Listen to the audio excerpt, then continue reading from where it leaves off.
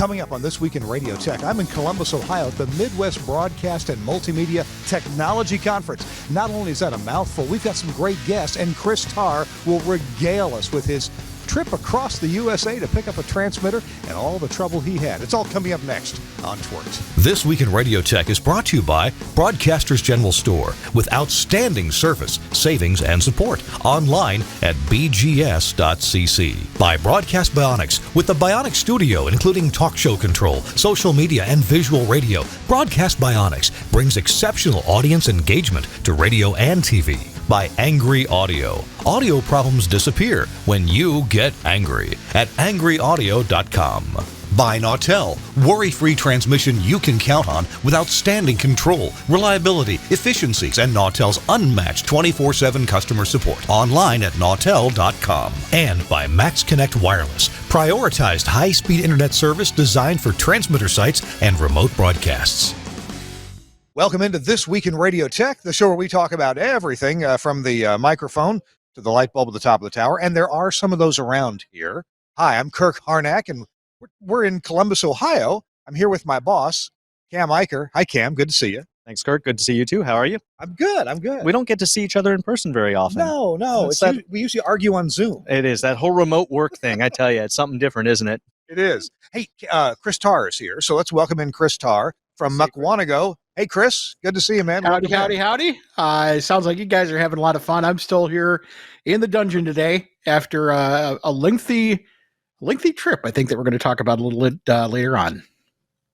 We are. The way today's show is going to go is we got a couple of cameo appearances from setup here in Columbus. In fact, I'm going to let Cam describe what's going on here, because this is some of the things that, as radio engineers, you typically don't see if you're an attendee coming into a trade show.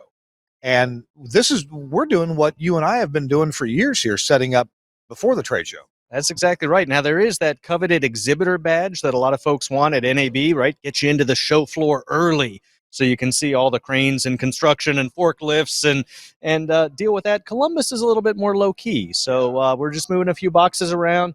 We've got a bunch of our vendor colleagues here setting things up, and we've been able to connect with them. It has been a long time since some of us have been back to trade shows, so quite frankly, we're excited to be here. Trade shows, I got to go to one in China a couple times, in Beijing, and you've never seen anything like a trade show in put together. The place that you'll have building after building after building full of people setting up booths, and the place looks like an unbelievable disaster until an hour before the show starts, and everything comes together. The plexiglass covers get stripped off. That plastic that peels off. Yep, the Viz Queen and yep. And this carpet that gets nailed down the last bit. And when they open the trade show, it looks amazing. Whereas 2 hours before, it was like, are you kidding me? We're having a trade show in here? Well, what's exciting and crazy about those shows is they actually build the booth on site. So they will bring in pallets of plywood and 2x4s and paint and lumber and glue and adhesive, and they construct these things, and at the end they mow them down and they start all over again. There's not we're going to bring in some nice pre-made furniture and put your things on it. They will build you a custom stand right there for the trade show, and it is really a construction zone. It's something else. In China, I've never seen so much balsa wood and super glue in the same room at the same time. Super glue is applied by 5-gallon buckets and paintbrushes with a paint roller. Right. I mean, and we've been there. And then, for those of you that, have a maybe a sensitivity to strong odors, too bad. You will have you're going to walk out of there pretty loopy. It's pretty crazy. Cam, we've got a couple of people waiting in the wings who are going to be quick cameo guests on our show today. I would like to come back to you in a few minutes, reposition the camera during a commercial break, and just take a quick look at our Telos booth here and have you give us a little preview of the Telos booth, okay? Sounds great. Sneak peek coming right up. Okay. We'll see you guys soon. All right. Chris Tarr is here. Chris, you want to tease a little bit about your adventure this week? You took a road trip, and not everything went according to plan. No, a lot of things did not go to plan. We'll just say that it involves a big truck, a road rage driver, an even bigger truck, and a long, long drive to the middle of nowhere. Oh, middle of nowhere, but there was something waiting for you there, right? Well, of course there was. More nowhere. Oh, I mean, a transmitter. A transmitter. All right. We're going to hear that story coming up from Chris in a few minutes. Right now, I mentioned a couple cameo guests who are going to come in and join us. And this is Gary Rosen. Hi, Gary. Hi, Kurt. Good to see you. Good to see you. I have gotten to know you a little bit through the company that you run and represent, and that is Pliant Technologies. And most of us in radio have no idea what Pliant Technologies is. It doesn't ring a bell. Tell us about Pliant. We manufacture wireless intercom, and we work together with your Infinity system. Yeah. So we always recommend it as a great product, and you guys recommend us, and it's a great marriage. We met because the Telos makes this IP-based intercom system. It doesn't have a central matrix, and that's the big selling point of it. Your computer network is what ties stuff together. But at Telos Alliance, we don't have the technology to make wireless intercom systems. Wireless systems.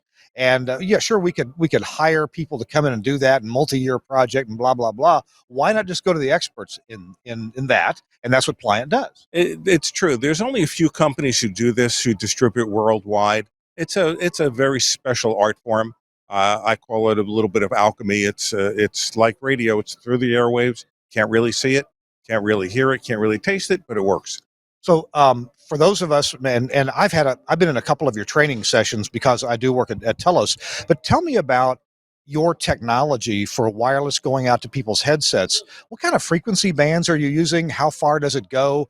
Can you make groups, that talk to each other? Tell me about the tech behind that. Great. Well, a lot of people are familiar with walkie-talkies, which is really a broadcast system. You speak, many people hear you. Yeah. Two people try to speak, nobody hears anybody. Oh, yeah. Right? And so what we have is much more of a conversational product, really for a group. So when people are together and they're working as a group, they need to interact. It's almost as if they're sitting at the same table talking to one another. Then more than one person can talk at a time, and you could interrupt and stop me in the middle. But we can do that over a wide area. And this is the kind of technology that, for example, the television crews will use at Super Bowl. And this is how they communicate to get the production done. So very different kind of thing. Walkie-talkies, two-way radio, tends to be a distance thing. How far can you go? Yeah. Our stuff is actually for collaborative work for teams. Yeah. So from an RF point of view, what kind of, do you have different frequency bands you typically work in? We have two different frequency bands that we work in. Both they're the ISM bands. Which are instrumentation, scientific, and medical, which actually is another way to say public bands. They're available for the public, license-free.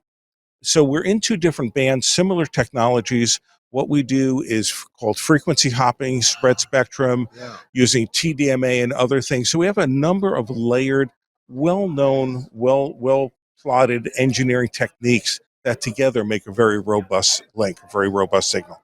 Now, this show is primarily aimed at radio engineers.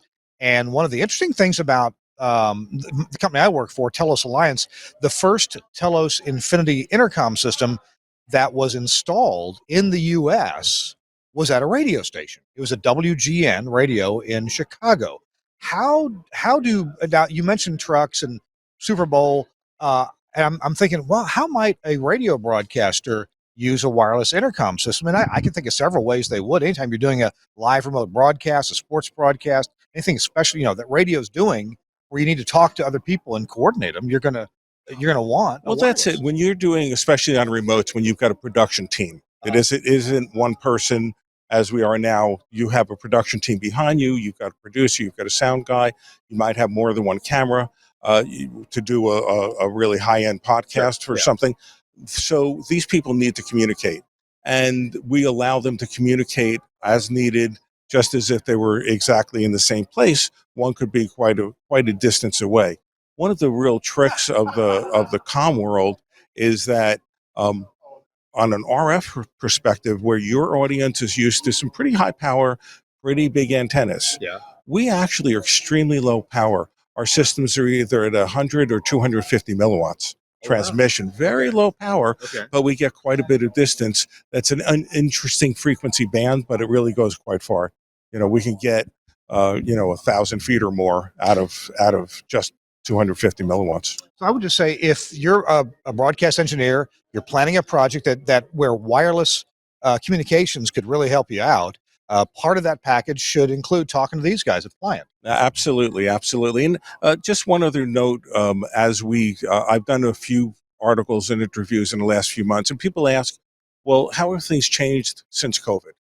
Obviously, we're all learning how to live with COVID rather than dying from it. And but people are still cautious. So there was a time when you'd walk up to somebody and whisper in their ear. People aren't so happy about getting somebody to whisper in their ear now. You can now whisper in somebody's ear from a couple of 100 feet away. Sure, yeah. And that's a real benefit. Yeah, that's a good way to think about it. Gary, thank you so much, man. Have a good show. Gary's set up just down the hall from us right here, so appreciate seeing you. All right, we're live in Columbus, Ohio at a show that has a complicated name. Do I have the name of that laying around here? I thought I did. I had the piece of paper. Oh, here it is. Sorry to run off camera here. It is the Midwest Broadcast and Multimedia Technology Conference. We all have been calling it the Ohio Broadcasters Show, the OAB, Ohio Association of Broadcasters, but it has come to include a lot of multimedia. And we're setting up here. The show actually goes on tomorrow. The conference speaking is going on tomorrow. I'm presenting along with Sean Dolan about SIP telephony, and there's quite a few other topics going on, but that's what we're doing here right now. Let's hear from our friends at Nautel. Chris Tarr, we both love Nautel transmitters. We recognize the great technology that's gone into them, and we both appreciate the technology roundtables that Jeff Welton and Nautel put on throughout the year. They took the month of October off so that Jeff and his colleagues can go to trade shows like this one. But starting up in November, we're going to see some more Transmission Talk Tuesdays from Nautel. There are other resources that you want to check out, though, at nautel.com. And I think I got a link here that Suncast can show us about the website. There's all kinds of how-to videos. You go to the resources, go to videos, and click on how-to, and you can see plenty of things that will help you with your Nautel transmitter. How to install, for example, if you have to replace the touchscreen monitor, you can do that. There's a video on how to do that. How you can perform various maintenance activities on your Nautel transmitter. What's the repair process? Even if you're not going to repair yourself to the component level, how can you grab the information that you need to talk to Nautel support, and they can tell you what's wrong? I've done that a couple of times. We've had a lightning hit, really blasted things, ended up taking out a Nautel amplifier pallet, and the folks at Nautel very quickly narrowed it down to exactly what was wrong and got us the right part, got us back on the air in very short order. So that's the kind of thing that Nautel can do for you, and all these how-to videos are available right there on their website. So thanks to Nautel for educating us as engineers, not only on their own products, which these how-to videos are about, but on the Transmission Talk Tuesdays with Jeff Welton. Those start back up in November. Stay tuned. We're going to have, hopefully next week, we'll have information on the very next one that they'll be planning. Thanks, Nautel, for sponsoring This Week in Radio Tech. All right, Chris Tarr, I would like for you to begin setting up your story about some of your exploits this past week, running out to Kansas. Tell me how this started. Why did you even need a new transmitter or a used transmitter, and how did you find out about this one? Well, it's never that we need, it's that we're always on the lookout for a good deal. As you know, prices for tubes and maintaining tube transmitters isn't getting any cheaper. So we're always on the lookout for good used solid state transmitters. And this one happened to come up. And I really don't remember. It's been so long now. I don't remember where I saw this one, but it turns out it was in Colby, Kansas, and it's a 10 kilowatt solid state broadcast electronics transmitter. And it just so happens that one of our big stations here in Milwaukee it has a TPO of about 8 kilowatts, and it's using a tube transmitter. So that looked like a heck of a bargain based on what they wanted for it. It turns out they also had the complete package from a station that they were LMAing that went away. They had like 400 feet of 1 5/8 feed line and a 5-bay ERI antenna that's on the same frequency as one of our stations. So we decided we were just going to offer a package deal. We'll take it all off your hands. So that's how it came about. However, we had to get the transmitter. Typically what I do in those situations is I get a shipping company to go out and do what's called an LTL, or less than load. And what that is basically you're paying for space on the truck that's going to be closest to you and where that'll get it to you. It's kind of you get it when you get it, and it's a very flexible, inexpensive way to ship things. However, because of the transmission line and the antenna, those are really kind of odd shaped things. It was going to be pretty expensive to ship the entire package to us. So I decided I was going to go out to Kansas and pick the stuff up. So that's how the story started. All right. By the way, you have even more of an audience now. I'm here with Mary Schnelly. Mary Schnelly.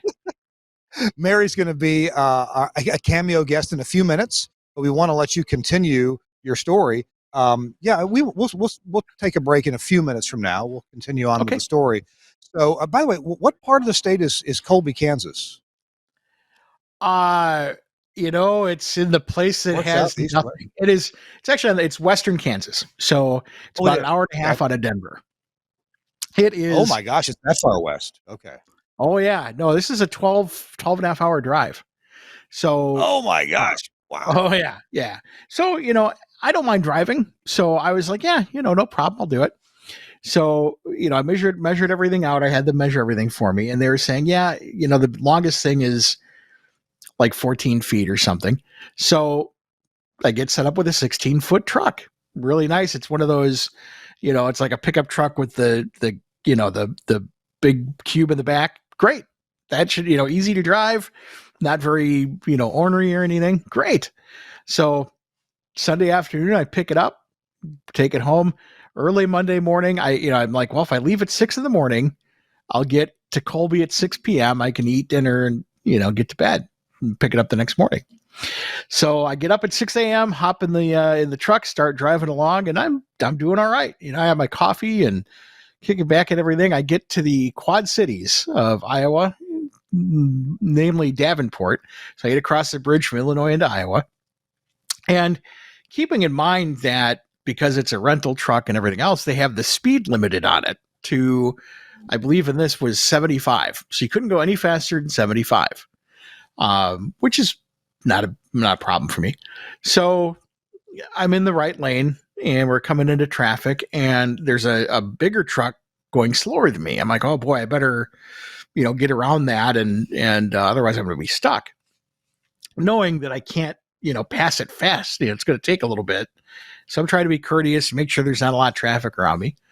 So I get in the left lane and I floor it. And I'm doing like 73, passing a truck doing 68. So it's taking a little bit. So I'm getting ready to pass him. All of a sudden in my rearview mirror, I see this huge semi just riding my tail. And I'm like, what are you doing? And the next thing I know, he's next to me. He swings over to the right lane and punches it. I'm like, looking at him and he's not going to make it. I mean, there's me and then there's this truck.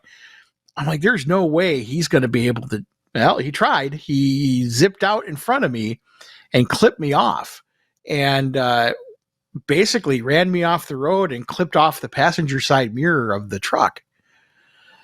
So I'm like, holy cow. Fortunately, I was awake and alert and, I knew something was probably not going to go well with this. So I was able to get off to the side of the road to the left and let him through. So at this point, I get back on the road and I get behind him and I kind of, I kind of pull off to the shoulder a little bit just so I could see his rearview mirror and I flash my lights to get his attention. He slams on the brakes to the point where the trailer hops. And I, unfortunately, I wasn't like right there, but, I wasn't riding his tail or anything. So I, slowed down. He speeds up again. We get to the next exit. He literally cuts across 3 lanes of traffic, gets onto the exit ramp, and I'm looking over to get the name of the, trucking company. He flips me off. I'm like, oh, what? Geez. So I call the police. I call 911 and I pull over and they, a police officer comes up, takes my information. I got the plate number and the trucking company information. And That took, about 45 minutes to an hour to get that. So next I called the rental company because obviously I don't want to, get in trouble for having a broken mirror or have that on me.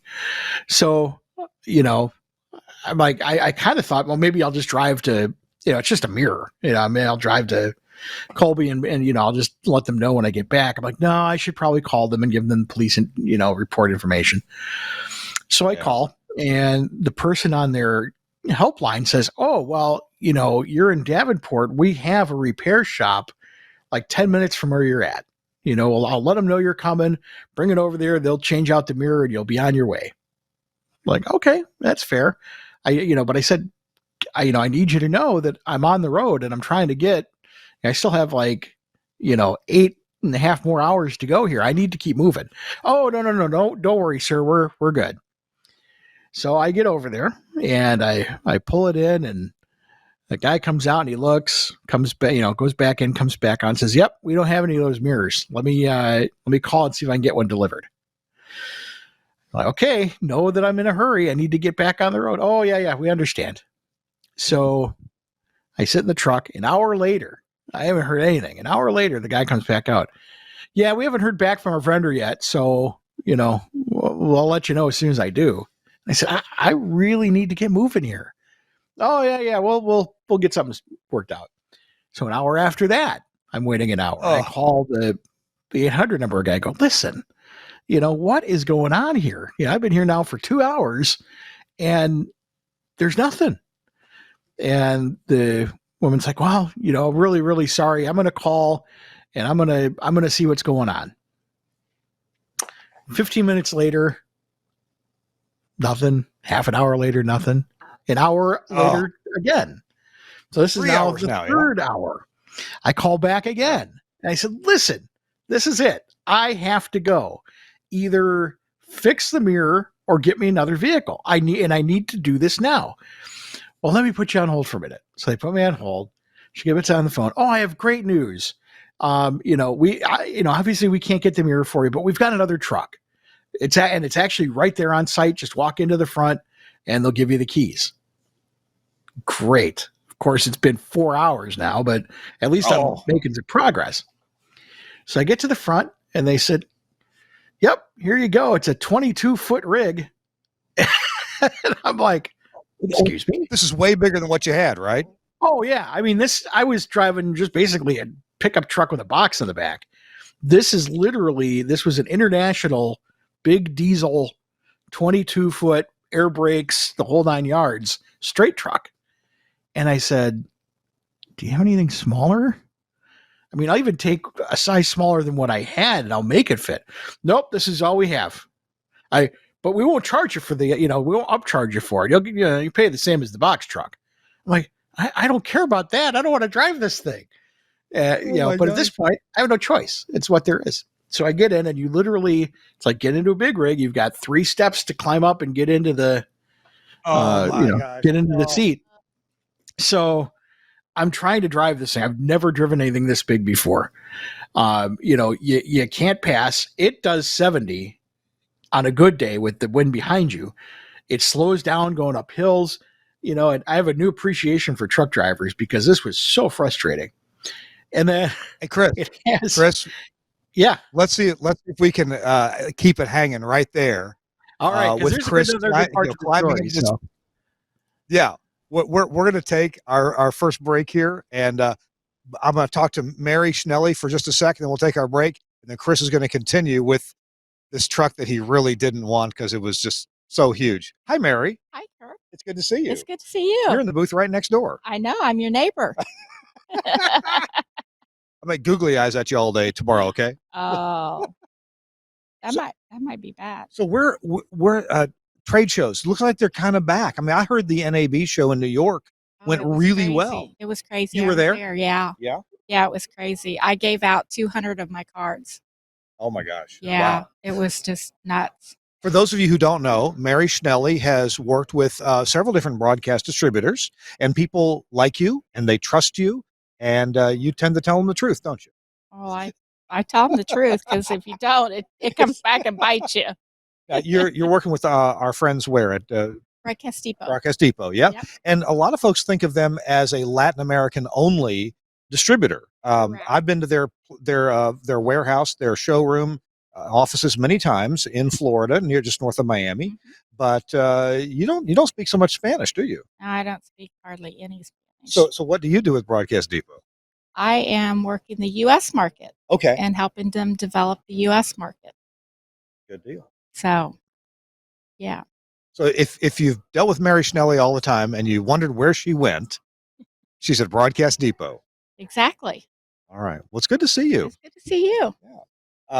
In fact, you used to work with my boss, Cam, didn't you? I actually worked for him. Yeah. Yeah. Uh-huh. Back in the Harris days. I'm sorry, or congratulations, or what? No, it was good. It was good. Yeah. I keep hearing that about Yeah. people who used to work for Cam. Yeah, it was good. Well, we're going to run into our first commercial break here, and I think you know the folks at Broadcast Bionics, don't you? Yes. Yeah. Yeah. What's your favorite Broadcast Bionics product? I They don't know. make I the- guess the social media. Yeah. They have this broadcast, this Yeah. Bionic Studio stuff Yeah. that they do with lots of social. So let's hear from Broadcast Bionics. We're going to be right back. We'll hear from Chris Tarr. And did he ever make it to Kansas? Did he ever get the transmitter? What did he do with all the extra space? Did he just buy the whole radio station and put it in the back of the truck? We'll find out coming up in just a minute after this from Broadcast Bionics. Welcome to the Bionic Studio.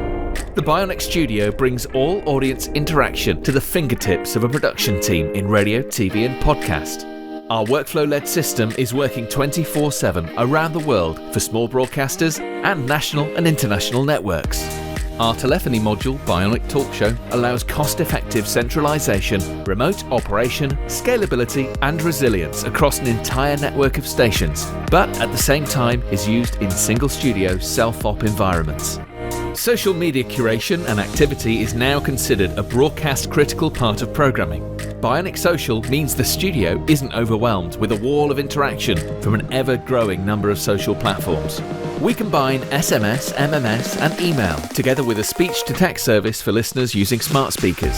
We enable studio teams to curate, filter, and display all platforms in one place, and post text, images, and video content to multiple platforms in one operation.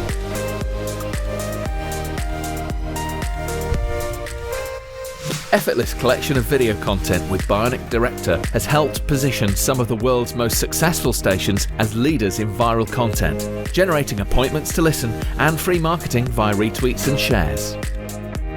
Bionic Contest enables end-to-end tracking of on-air competitions, live reads, and prizes. These could be on-air contests, automated SMS entry, or online. Anywhere, and Skype TX for Radio brings high-quality audio and video contribution into the studio with ease. No need for dedicated PCs to run different applications. Everything is controlled within the Bionic Studio UI, and incoming connections are visible to users along with all other platforms.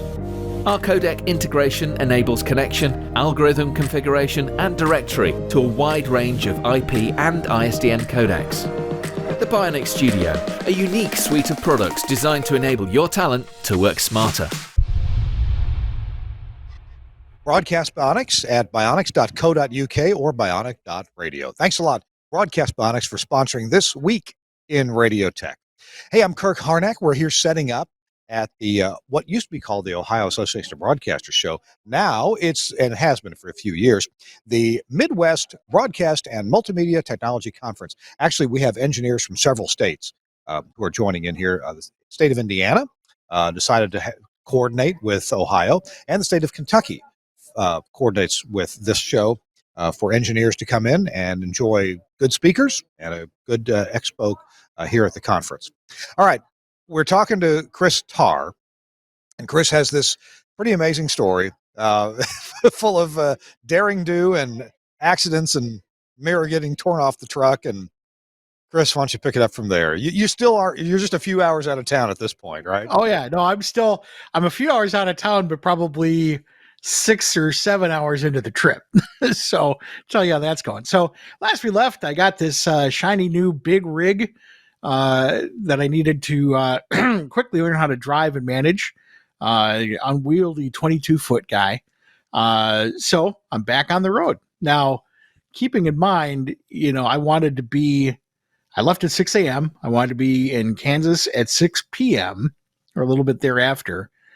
I hit Davenport, Iowa at close to 9:30 or 10. I didn't leave until after 1. So already it's like, okay, this is bad. So get on the road, and the seat of this truck, it's got, you kind of see them in buses and on some big rigs sometimes. It sits on an air-filled bladder and kind of as a cushion, and you can increase and decrease the pressure, but basically it's kind of like a bouncy chair. So when you go over bumps, you kind of bounce. Problem is when you go over a huge... What's that? A sleep number bed. It's kind of like a sleep number bed, right? You dial in the number that you want. It's a little bouncier. It's a rubber bladder, and you bounce along. The problem is when you hit a big bump, you really bounce. And I was all worried because I'm like, I'm going to hit something. Because a couple times I was like, come out of my seat. I'm like, I'm going to hit a bump and I'm going to fly up and hit my head on the ceiling of the cab.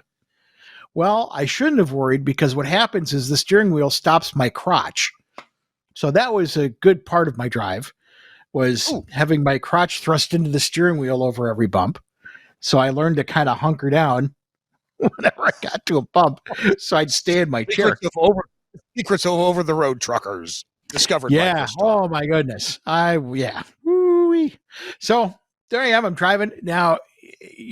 Again, it's trucking. It's about 10 miles to the gallon. It's got a big tank, not a huge tank. So I'm stopping every so often to put gas in. Here's the other problem with this is when you go to a gas station and use a credit card, they pre-authorize your card for a certain amount, $150, $175. That doesn't fill this tank. So I have to stop, more often because I can't fill the tank. I get it as full as I can, and then it shuts off, and, I could try to do it again, but I get on the road and head down there. So, $150 a pop at the gas stations. So I'm driving along. I finally get into Colby, Kansas. It is after midnight. Now, I planned to be there at 6. It was after midnight when I actually pulled into the hotel. So I get everything out. I get checked in. I go to bed. I'm meeting the people at the station at the transmitter site the next morning at 9. So I get up, get checked out, get into the truck. I head out there, meet the people. They are just the nicest people I've ever met. They, the facilities guy, I let him know. I said, I'm not going to have I'm not going to have a lift gate. So I'm going to need, if you can set me up, I'll hire people. I'm going to need some bodies to move, and I'm going to need a skid steer and some other things. And I said, I could hire a moving company or something. He said, no.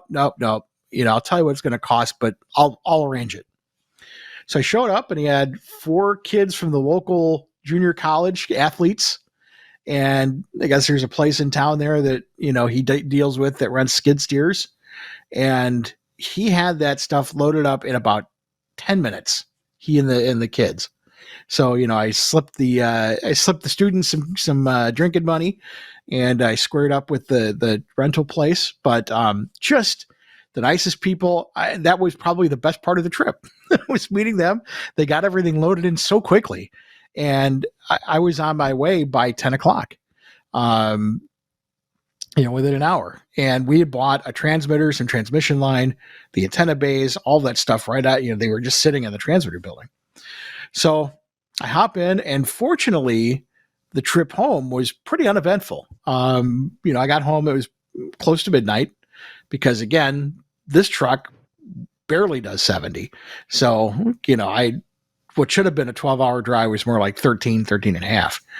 So I get home, and that adventure's over, but I still have a truck outside in front of my house with a transmitter and a bunch of stuff in it. So then we go on to, do we have time to go into step 2 of this project, or do we need to take a break? Hey, we'll tell you what, let's talk to somebody else right here. Look who I found. Hey, John Lynch. look at that. Hi, John Lynch. Hello there. You know how far back we go? You and me? Yes. Oh my gosh. There was a time Wait, when were you that kid in kindergarten? You were. No, Oh, no, okay, I wasn't all right. that kid. What kind of like sorry, but no. There was a time when you and I did not have the same hair color. Well, what was your hair color before it turned gray? Reddish. Oh, well, mine was brownish. Yes, exactly. Okay, So that's when we didn't. but I'm just saying this was some time ago. I yes. think we turned gray about the same time, didn't we? Just about. Of course, I delayed mine when I was still doing stuff on stage. Me too. And then when I decided I wasn't going to do that anymore, threw the box away. 3 weeks later, here's what I look like. So There you go. So people know you, John Lynch, from Yes. Broadcast Supply West, now Broadcast Supply Worldwide for many years. As a matter of fact, I was at both. Yeah. Because when I joined the company 30 years ago, it was West. And then the next year, in our 20th anniversary, in 1993, we changed the W from West to Worldwide. And next year, our 50th anniversary for BSW. Now, on the one hand, I know you help broadcast engineers all the time pick the right broadcast gear, help them know what's in stock, what's not, what's popular, what's the best price they can get, all that kind of thing at BSW. But I'm also curious about your broadcasting career. If you could tell us for just a minute, you've had something to do with amazing power boats and telling people about that. Well, I started off, always wanted to be a sportscaster. Okay. And I was inspired in Seattle by a sport called unlimited hydroplane racing. Okay. Which was huge in Seattle because back when I was, yay high, we didn't have the Mariners or the Seahawks or the Supersonics, which we don't have again. But that's another story. Okay. Anyway, so that was our sport. We had hydroplane racing in the summer. We had Washington Husky football in the fall. That was it. Okay. So it would take up our entire week when they were there. And so it was we used to build our own little hydroplanes and tow them behind our bicycles and things like that. But it was, the whole area was really into that. Well, that inspired me to get into sportscasting, which I did all the usual sports, but did some of the ones that not very many people do, like hydros, like indoor soccer, things like that. So, but had a really good opportunity there. Actually was able to do some while after I joined BSW as well. So, matter of fact, Seattle Sea Dogs, 1995 to 1997. 97, Continental Indoor Soccer League, national champions. Yeah. I got the ring to prove it. Yeah. After the game was over, 6 weeks later, the entire league folded, and there went that deal. But that's okay. But it was fun. But I enjoyed that. But it's what's happened for me over the years with BSW, now over the decades, is because of my involvement in sportscasting, and because a lot of people know that, they call me because they know I know what they need.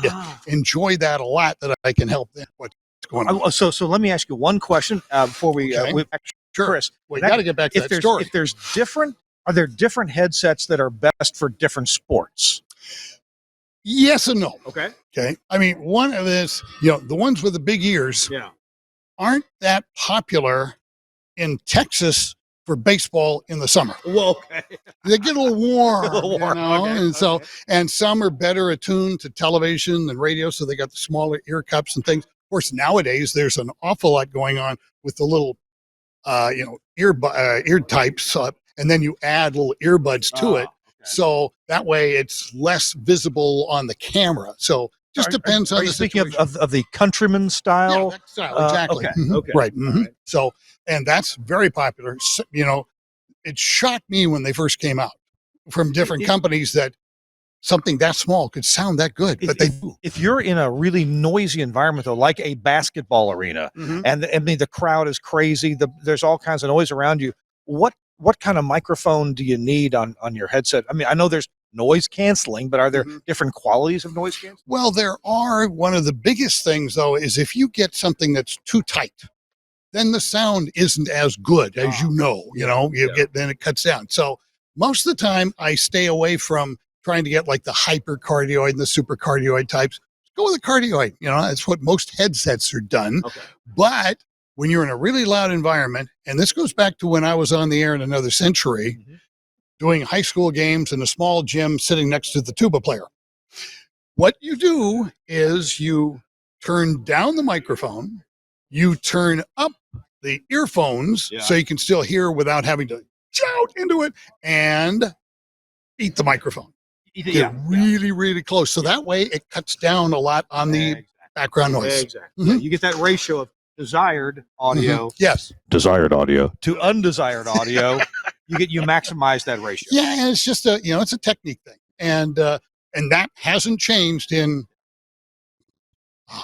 50 years since I've been doing this. Not 50 years always with BSW, but from when I first started in radio back in the 70s. So, but having that experience and then adapting it to the people that I work with today. And one of the great things about not being an engineer, and all of my engineer customers know this, so they know, don't get too technical with Lynch, just get a practical application and you'll be fine. There's a standard question I get asked with a standard answer. How's it work? Works real good. There's your technical answer. You want to know more? You're the factory guy. There's the factory guy. Because I don't want to insult the engineers by trying to be what they are. They're there for a reason. And they're far too, what's the word I'd say, unappreciated in broadcasting. And so, I just say, hey, these are things that we found that can work for you guys, and they do. And then I hear from them, but I don't get into the technicals because I don't understand a lot of that. But you know what works and what does, because you get feedback from people. Right, exactly. And you've done this yourself too. Well, yeah, and that's helped, but that's part of the fun. And then I started doing this like you're doing with this show. We started doing the BSW Tech Dive shows, which is fun for me because that's kind of getting me back into the broadcast environment. And then we did a show recently that just got posted, our latest one, which features and you remember the HDV mixer, the visual radio system, and the Air Link for bringing in guests. Well, we talked about how that product is developed over the last several years and said, hey, we had the one time when we tried a remote and it was a hydroplane race. Here comes a shot of that hydroplane race remote we did and things like that. So we just have some fun with that one. And it's enjoyable for me to have a good time like that. I'm glad you have a good time, and you have a good time here at these shows. Yes. We're all setting up today. You're done setting up, huh? No, I always have a little bit because my guest in the booth just showed up. So we're adapting things around. But that's, I'm always the last one ready and the last one to leave. That's been a consistent pattern for me at these shows, but they're really helpful because you get to interact directly with the engineers and others that come to these. So I'm always glad to be able to do it. But I want to hear Chris's story, the rest of it too. We'll do that. John, thank you so much for joining us. With you anytime. Always good to see you. So Chris, good to see you. Hey, we got a couple of announcements to make here on behalf of a couple of our sponsors.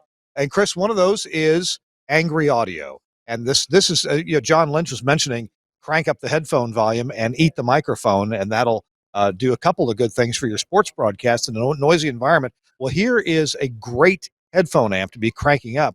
This is the Angry Audio Headphone Gizmo. And look, it can be powered by, a wall wart that plugs in the back. It can also be powered daisy chain style with the Studio Hub interconnect. And that's just a Cat5 cable interconnecting one to another. It carries left and right audio, and it carries power, plus and minus 15 volts, to power this thing to a good, strong volume. And this will take both kinds of headphones jacks, 1/4 inch and 3.5 millimeter. And then also Angry Audio, of course, features these adapters, these wonderful adapters. And I just realized Chris Tarr is with us. Chris, you probably have something good to say about Angry Audio yourself. Why don't you take it away for a minute? Oh, absolutely. One of the things you were showing with the headphone amplifier is, if you notice, everything is rounded. So you're not swinging your legs around underneath the countertop, getting your leg cut on those sharp corners, which does happen. And also they've got, been following their new C-level processing product, and the Facebooks are abuzz about it. And as a matter of fact, I'll say this now because it's new news. I just bought 25 of them for our entire group. So that's one of the great things coming out. But the one of the things I love about Angry Audio is that they come up with some of the most elegant solutions. And I was just doing an SPE presentation today called Repair or Replace, and I think we're going to talk about that in an episode of TWiRT coming up soon. But kind of deciding, when to repair, when to replace. And one of the things I always talked about was, so many times we try to kludge together these these solutions, and they turn out to just not be elegant. Not only are we not saving money because we spent a bunch of money on on drawer parts and toolbox parts, but the solution that we end up ultimately coming up with is not that great. Angry Audio has designed and developed these solutions that help you every day very inexpensively and very elegantly. For example, that headphone amplifier, you just mount it right under your countertop and you plug it into daisy chain some power to it and you're done. That's it. It's as simple as that. So, we're busy enough as engineers in the trenches. So when you come up with a problem like that, don't worry about it. Just get angry. Angry Audio. You can check them out online on their website at angryaudio.com, or you can also buy them from your favorite dealer like Broadcasters General Store. Hey, Chris, you do such a great job, and I'm going to ask you to do one more job for me. And you mentioned something this week on the Facebooks about Max Connect Wireless, like this one right here. I used one of these at at a station that I work with a couple weekends ago when their Lightning took out their Comcast cable. What have you been doing with Max Connect Wireless? What haven't I been doing with Max Connect Wireless? Excuse me. So I started out with one a long time ago, and I'm using that as an STL for a station that I cannot get internet or a microwave link to. Then I bought a second one, and that second one I bought to just be a spare. No problem. Just have one in the toolbox. What ends up, we bought a station up north, and I needed a backup internet solution. So that's where that one went. I'm like, well, now I've got two out. I need a third because I still need a spare. So I bought a third one just recently. And all of a sudden, I've deployed that now as well. As part of the story, we'll get back to that. Part of this transmitter move that we're doing and that, I am putting in a remote control system that requires internet connectivity, which I don't have yet at the site. I'm putting it in later this month. So what do I do until then? I've got to have internet. Pull out the Max Connect and we're good to go. So yeah, I use them all over the place. They are so great. I mean, it's just like a multi-tool. You can get so much done with those. Yep. Max Connect Wireless. Check them out on the web at maxconnect.com. I know it's spelled funny, MAXXKONNECT.com. You can choose your carrier or even two carriers because they have dual carrier models. AT&T, T-Mobile, Verizon. They even have options in Canada. If you are up there in the land of the poutine in Canada, they will help you out. Chris, thanks a lot for your help, and we're going to get back to your story in just a minute. I want to bring in and introduce you to Blake Thompson. Blake, how you doing? Good to be here, Kirk. You just got done checking somebody out from top to bottom. I did a nice inspection here today, and I'm happy to say that they passed easily, so that's always good. Well, talk to me about putting this show together. What's your role in putting this? I can't hardly say it. Multimedia broadcast. Ohio Multimedia and Broadcast Engineering Conference, OBMT. Yeah, something like that. Okay. A bunch of letters just grumbled together. I've been the program chair since it started in how long ago? 2013. Okay. It's been since it started when we had it all in one room. So the OAB contacted me because I was the local SBE chair.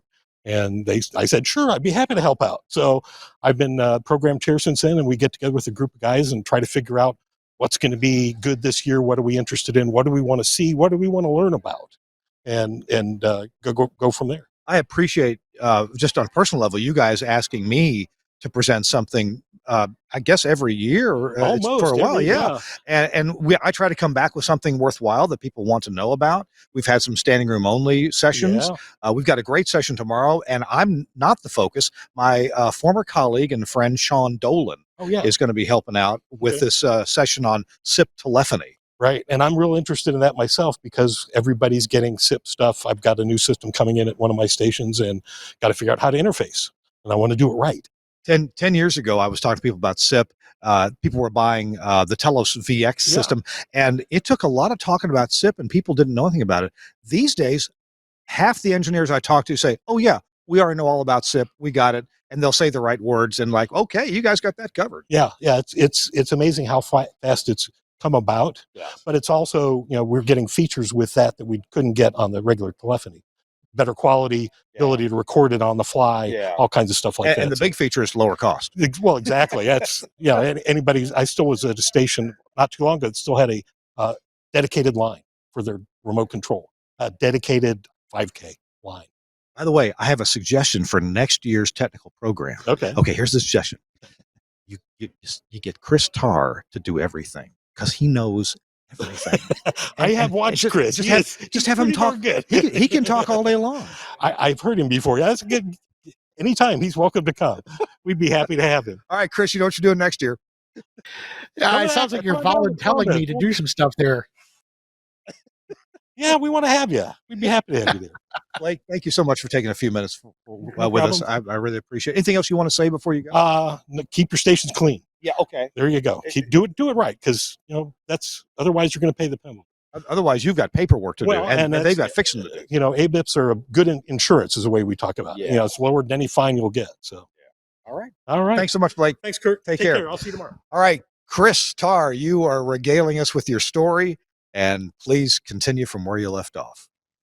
Okie dokie.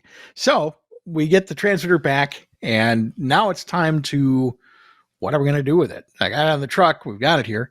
So, fortunately, the rest of this actually went really smoothly. We arranged to have some people help us move up at the site where it was going.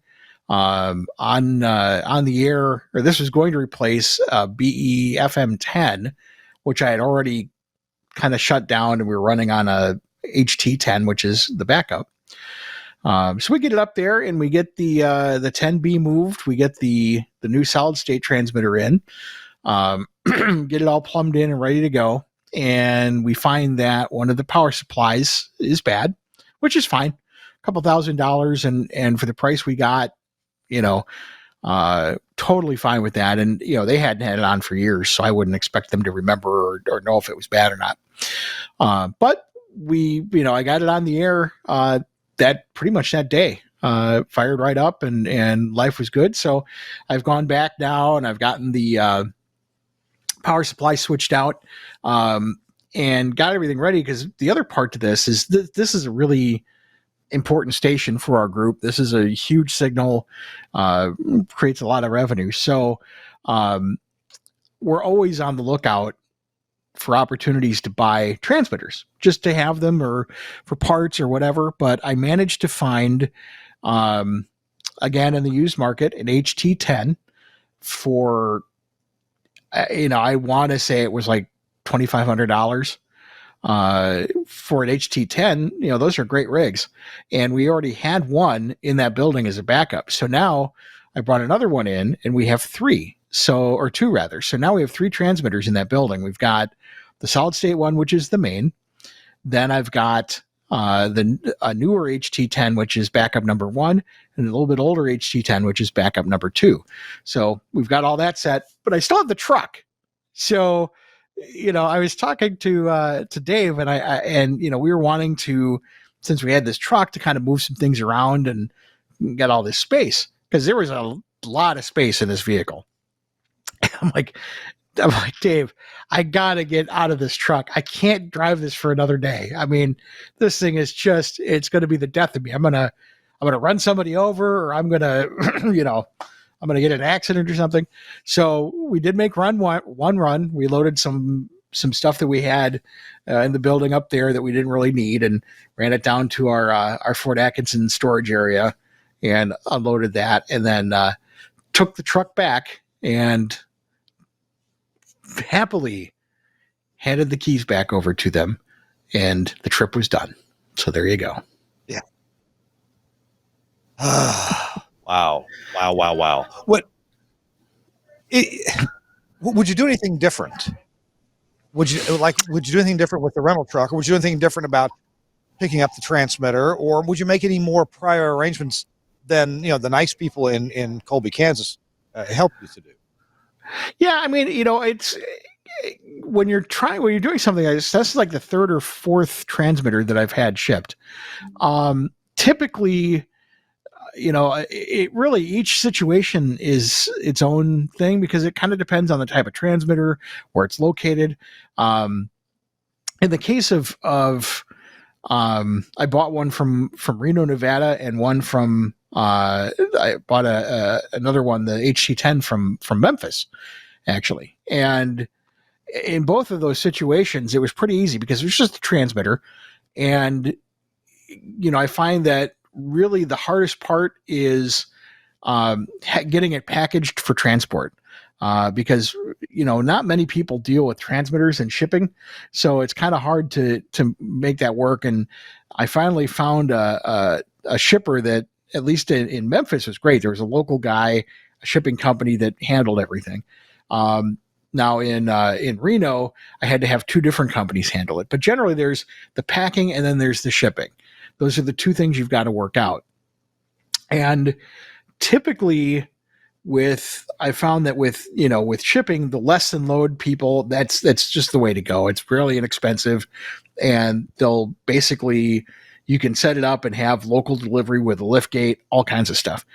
The packing is often, and the moving is a little bit harder, because you generally have to have the transmitter packed up and ready for the truck to pick up. So you can try a moving company. There's also movers that do heavy machinery moving, and that's usually who I reach out to.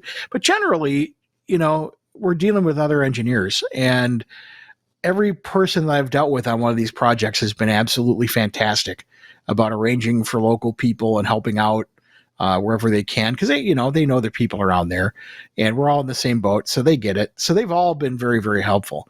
And then I just have a really good crew on my end that I use for these things that will just show up when I need them to show up and unload. So, I mean, there's some planning involved, but it's actually a lot less expensive. And again, I totally would have done this with the Kansas project had it not been for the fact that we decided to pick up the transmission line and the antenna as well. I would have totally just had a truck go out there and pick it up and bring it out this way, but couldn't have done it this time. And so, would I have done anything different? I don't know that I could have.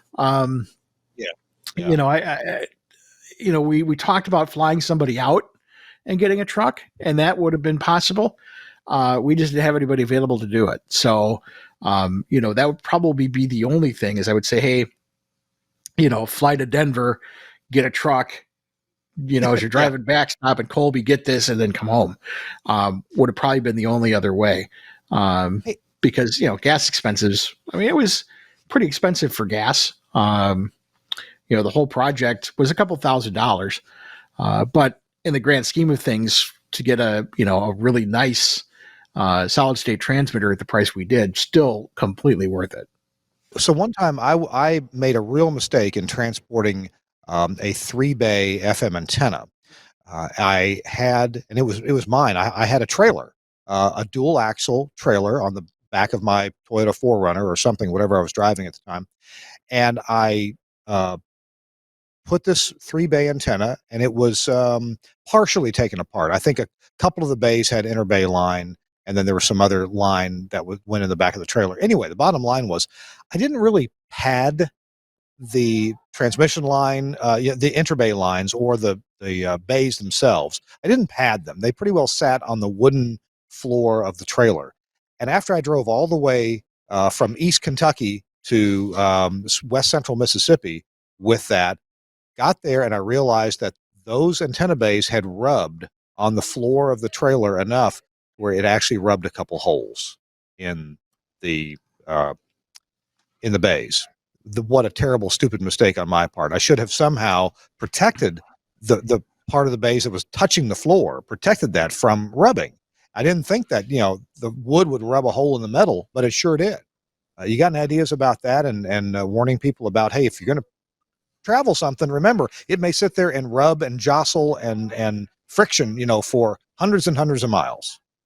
Yeah, I mean, a lot of times, you'll see you buy a transmitter, you see the guy pull up with the little, the little trailer in back of the pickup truck, and you just slap it on there and go. And, these things cost money. And even if they're used, you treat them like they should be. And I always recommend, at the very least, before you pick it up, having it professionally packed. And, what they'll do is, they'll put the cardboard corners on them and wrap them up and, make sure that at least, there's nothing exposed on there. And then obviously in transport, make sure stuff isn't, whipping around. I took the bays and I laid them. I rented, along with the truck, a bunch of the blankets, that they have, the quilts. Yeah. Laid those on the ground. Yep. And set the antenna bays on that, and then strap those to the side of the truck so that they don't bounce.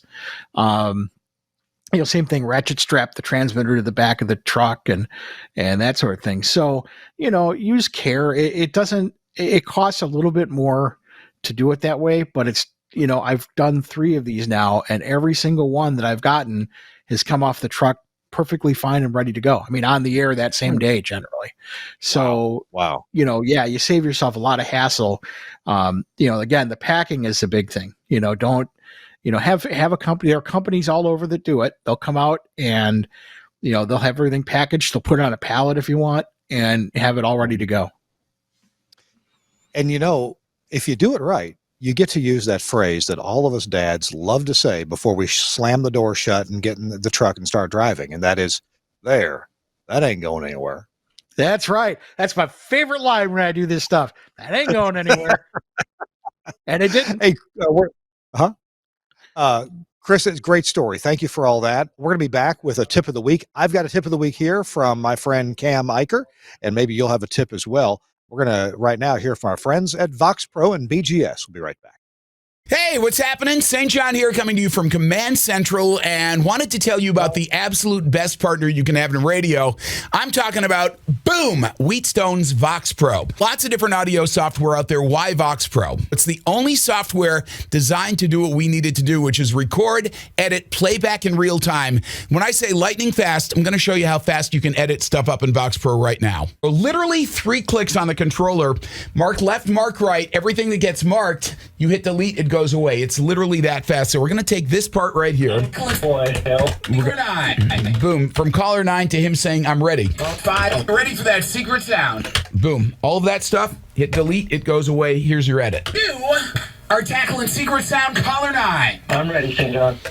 One of the best features of version 7, this is awesome. It's effects macros, and you can literally put a chain of effects together so that instead of having to normalize a phone bit and then use noise reduction on it and EQ it and all that, you can literally build a chain. One button, this one's called call right here.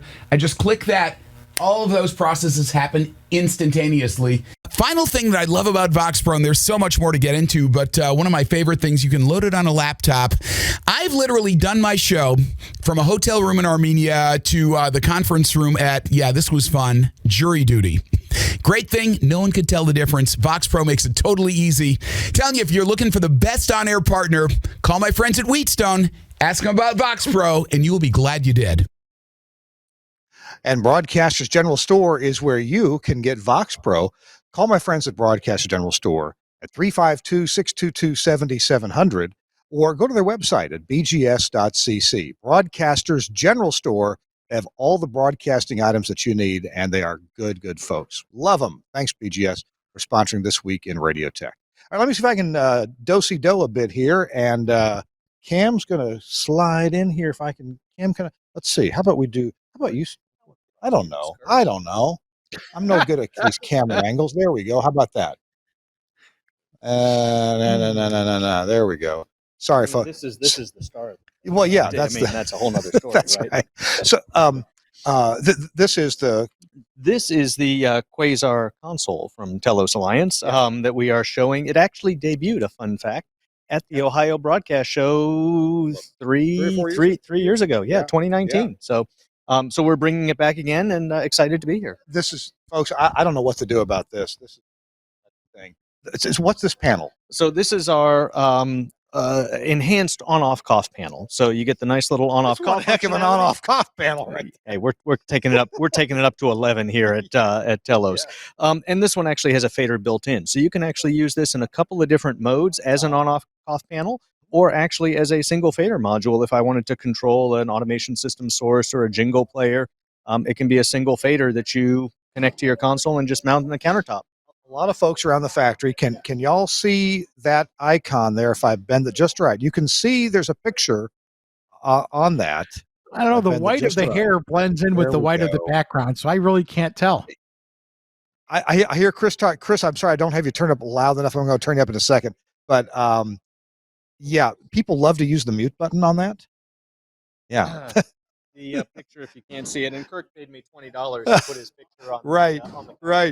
Chris, We'll be hey, paying up afterwards. Chris Tarr, I cranked it up. I'm sorry, I didn't hear what you said before. You'd say it again. Oh, all I said was the white of your hair blended in with the white of the background of that switch. So I really couldn't tell who that was. Exactly. Hey, since there's hardly room in the shot for both of us, I'm going to hand the camera to Cam, the mic to Cam. Good God, This talkie thing. you make me nervous. It's my boss. It's my boss, folks. I gotta be good. What's your tip of the week for folks? You had a good idea for engineers. Tip of the week. So we're here in Columbus, Ohio, right in the smack dab middle of Ohio. And what my tip is for you folks out there, come to the show. There's a lot of these local conferences that happen on smaller scales, medium scales, even some a bit larger. They could be in your hometown. They could be just a couple hours away. There's great value in not only connecting with people, but seeing what they have to offer, getting a taste of something that's not in the whole NAB craziness of the Las Vegas trade show. We're 3 hours away or less from a whole lot of cities: Detroit, Pittsburgh, Louisville, Lexington, Indianapolis, not to mention all the cities in Ohio where we're in the middle of. So take some time off, come grab a long lunch. If you're in Columbus, make sure you stop by. Even if you're in Fort Wayne or, again, Cleveland, we're only a couple hours away. You'd be amazed at the friends you can make or the friends you can reconnect with, the things you can learn, and the products you can see. So you'd be surprised. And if there's one near you, either this one or a future one, really do yourself a favor and don't miss it. It's a lot of fun. And part of what you're saying is that trade shows are back. We went through COVID, and people stayed home, as a lot of them should have. But we're back. They're coming back, absolutely. So it's a question of comfort. So if you're not ready to come back to a trade show, then everybody, of course, respects that. But if you are ready to come back, vendors are coming back, customers are coming back. We'll have some food this afternoon. You might even get, I'm handing this back to you, Kirk. Oh, okay, go ahead. You might even get the brand new 2022 edition of the this year's Telos Alliance t-shirt. Broadcast without limits.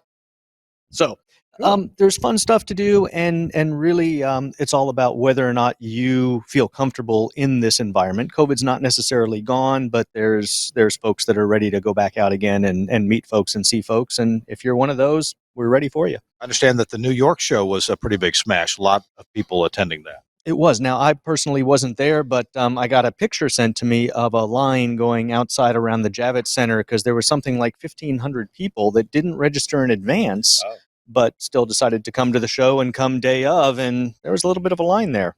So Chris Tarr has a tip of the week as well, I hope. Chris, what you got for us, dude?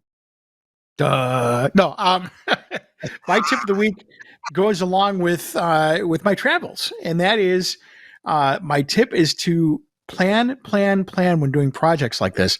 My coworker Dave was so impressed with how, other than the Road Rager, how all of this really fell into place. I mean, by Sunday afternoon, I picked up a truck. By Wednesday, we had a new transmitter on the air. But I mean, it really did require a lot of planning, from setting up people on on the Kansas side, setting up people on this side, getting the right truck. None of this was just left at the last minute. I had plan after plan after plan. I had arrangements with everybody involved. And, this is one of those things where a lot of people kind of wing it and hope for the best. And those are the results you get when you wing it. Is, maybe it works, maybe it doesn't. This was a very successful trip, all things considered.